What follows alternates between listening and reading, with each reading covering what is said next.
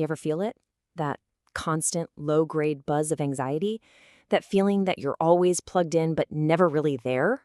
Like you're just running on this hamster wheel of notifications and deadlines and goals, but you never actually arrive anywhere peaceful? Yeah, if that sounds familiar, you are definitely not alone. It's kind of the background noise of modern life. So let's just start with the most obvious culprit, right? Our phones. Stanford addiction specialist Anna Lemke, well, she doesn't pull any punches. She calls the smartphone the hypodermic needle for a wired generation.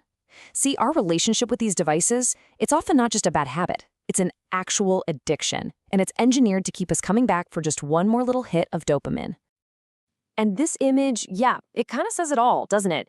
We get tangled up, just falling into this little black mirror in our hands, always chasing that next notification, that next like, that fleeting sense of, I don't know, connection. But it never really fills us up. It just leaves us feeling more drained than when we started.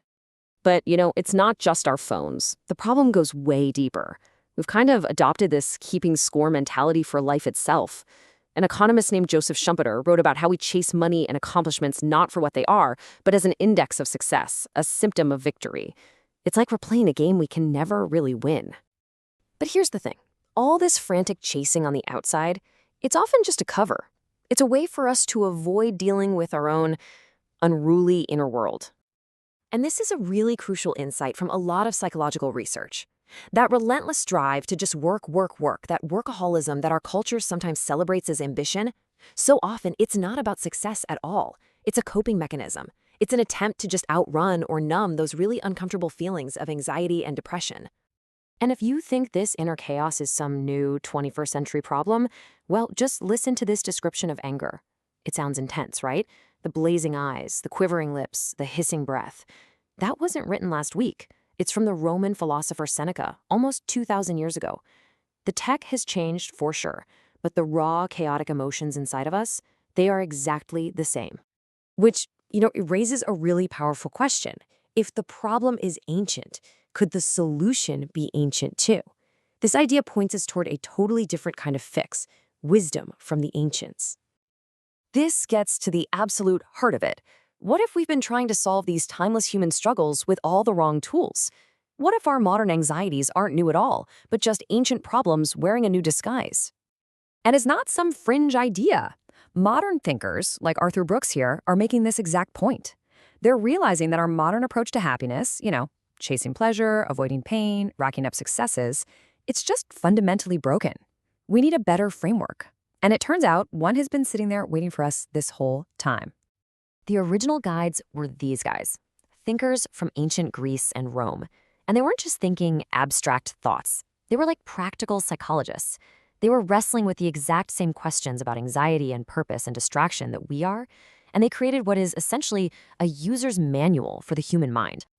So what does this manual actually say? How can their insights help us deal with our crazy world?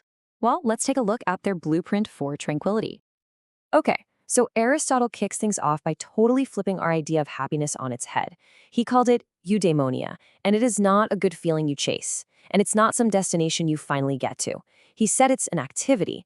It's about human flourishing that comes from living a life of purpose and virtue and excellence in your actions. It's all about what you do, not about what you have. Then you get the Stoics, like Seneca and Marcus Aurelius, and they built on this idea, creating this incredible contrast with how we usually think today. So on one side, you have the world's view. Happiness is all about externals, money, status, pleasure. You are what you have, and you should avoid pain at all costs. But the Stoics' view flips the script entirely.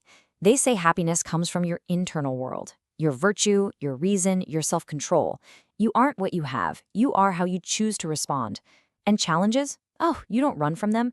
You use them as a chance to practice being a better person. So how does this actually help with our modern anxiety?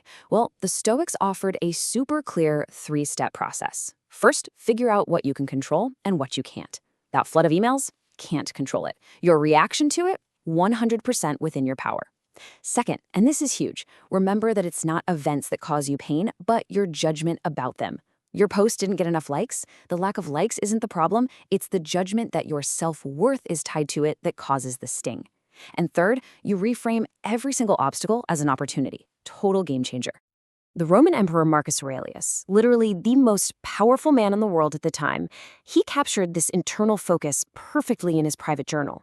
He reminds us that peace and strength aren't things you find out there somewhere.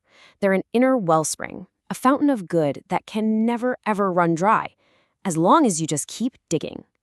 So, when you put it all together, this isn't just a collection of cool old ideas.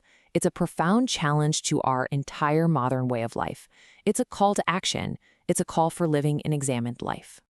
And maybe nobody embodied this better than Socrates. He actually described his whole purpose as being a gadfly.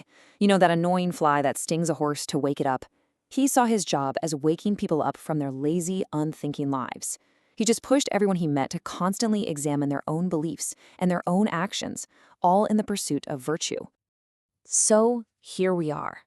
The ancients didn't just diagnose the problem of human anxiety.